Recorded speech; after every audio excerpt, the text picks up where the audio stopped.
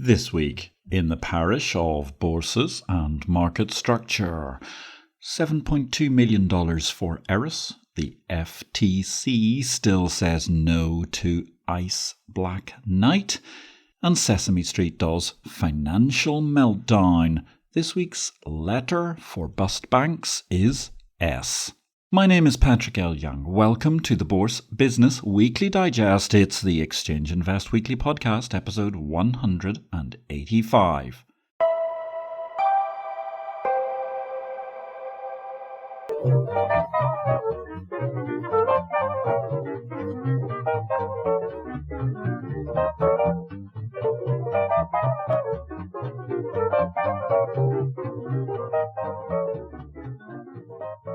Good day, ladies and gentlemen. This is a very brief reduction of highlights amongst the key headlines from the week in market structure.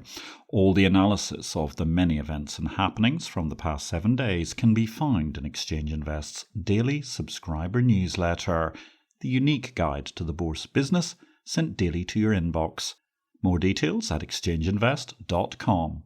Eris Innovations, the exchange product developer, has bagged a $7.2 million funding package from entities already trading their yield curve products. The FTC says no, but seems to have ignored this week's divestiture as a four-man panel with 3 Democrats raised a lot of questions in the political arena alone from this most ideologically fixated of US presidencies. ICE Black Knight feels sufficiently wronged that they seek to fight on.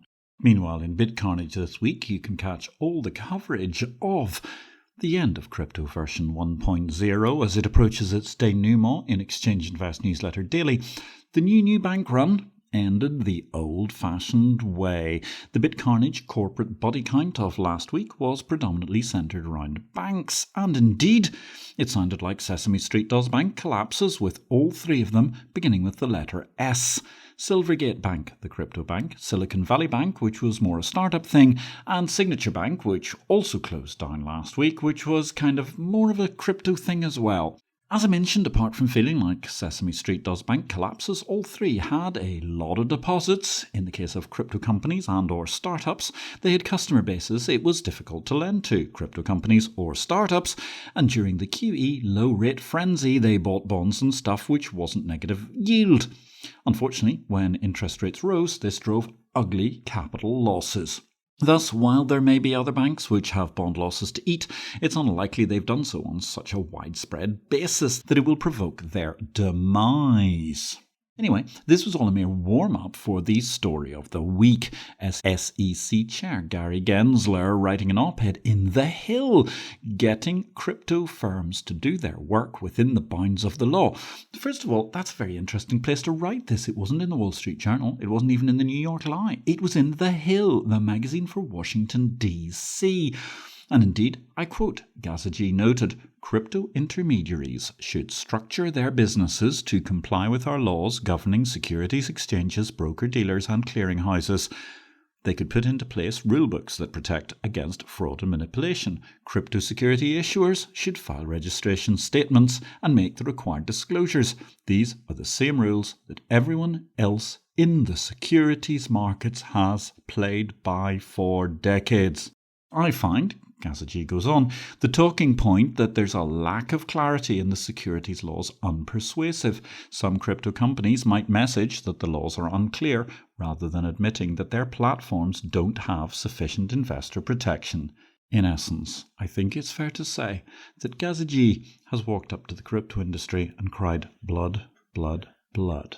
Elsewhere in the one might call it legacy parish of exchanges, Elliott's case against the LME will be heard in London during the week of June the 19th. That's very interesting. Silence so far from the LME on this, but the court case is going to be scheduled for the same week as FIA's London conference.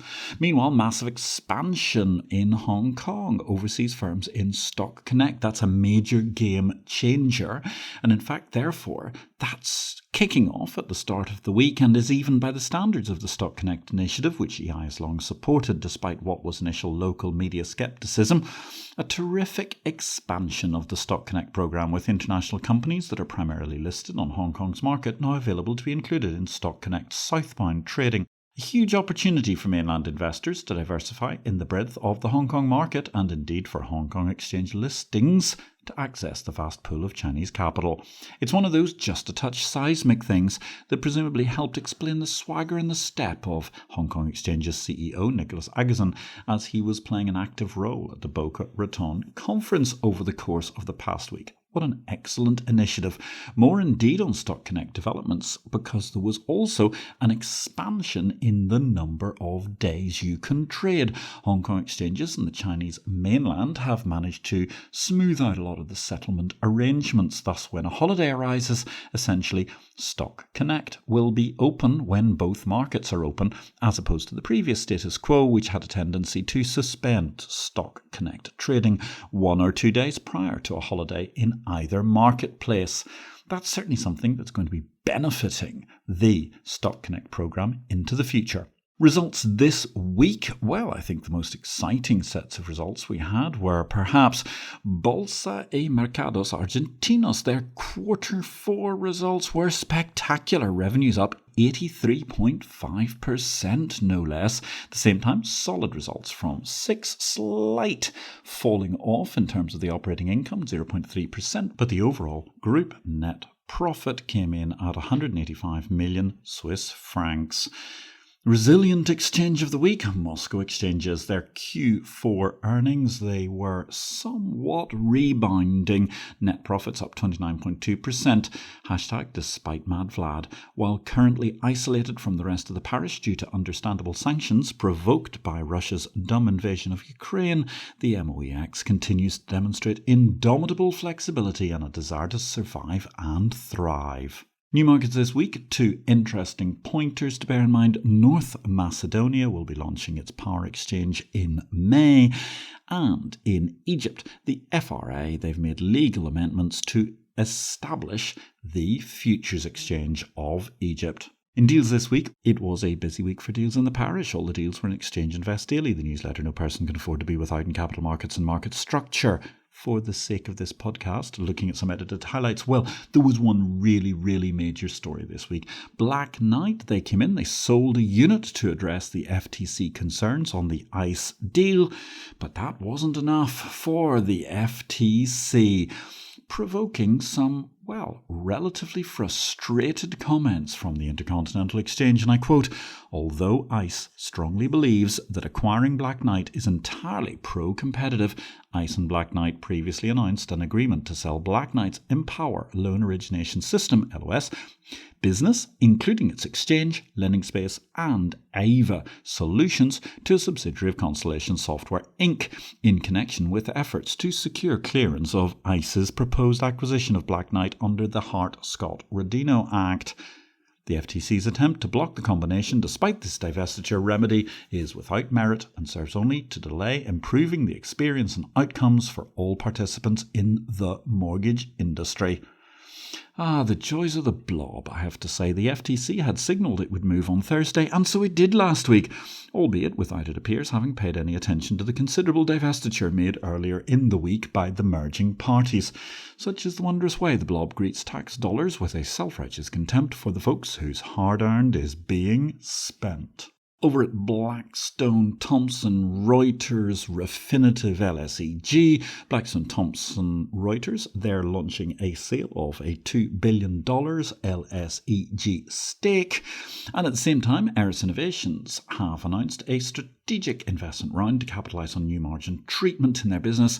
Each of the investors in the $7.2 million strategic investment round is affiliated with companies that trade Eris software, including DV Trading, DRW, Virtue Financial, Arb Trading Group, and ArcLight Securities.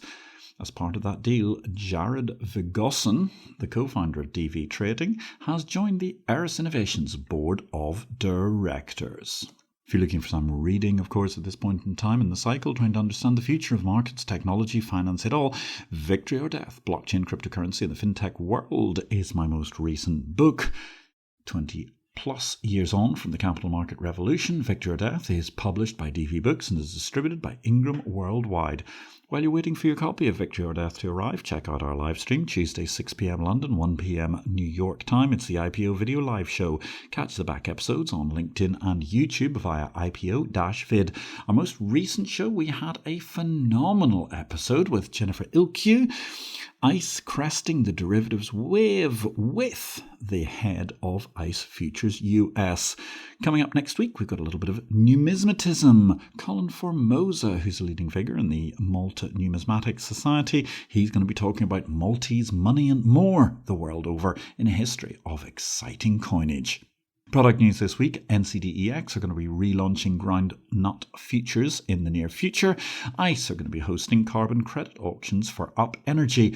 And Britain's going to launch yet another review into attracting more stock market listings.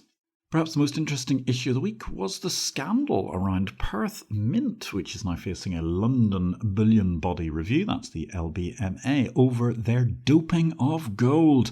What a weird and wonderful story. Yes, they were still dropping 4 nines quality gold bars, but it seems somehow or other they added a little bit of other content, including silver, in order to manage to, save $150,000 a year, perhaps up to 620,000 Australian dollars a year, which is only an infinitesimally tiny fraction of their annual sales. Difficult to understand quite why it was worth the whole effort.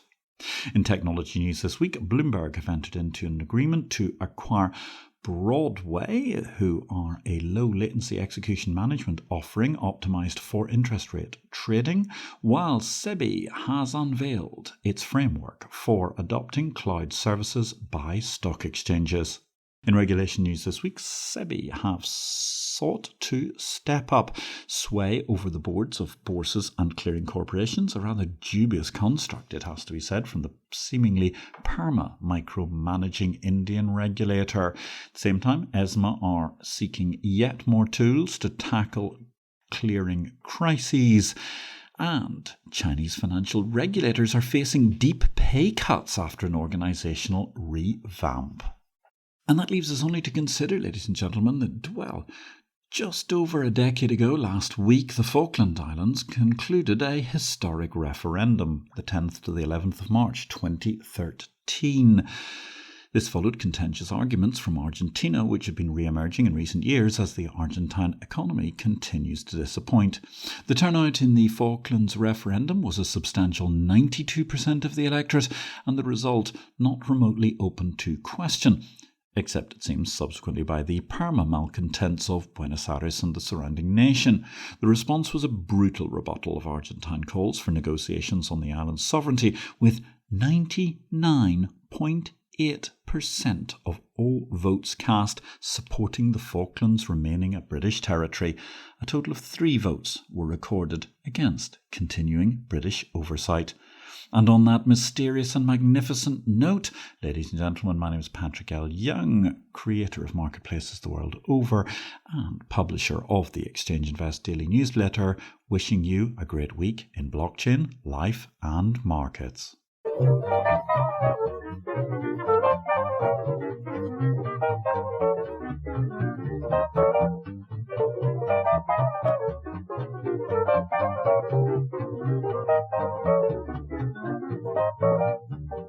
This show relates to the business of bourses. It is not to be construed as investment advice, nor are we making any investment recommendations.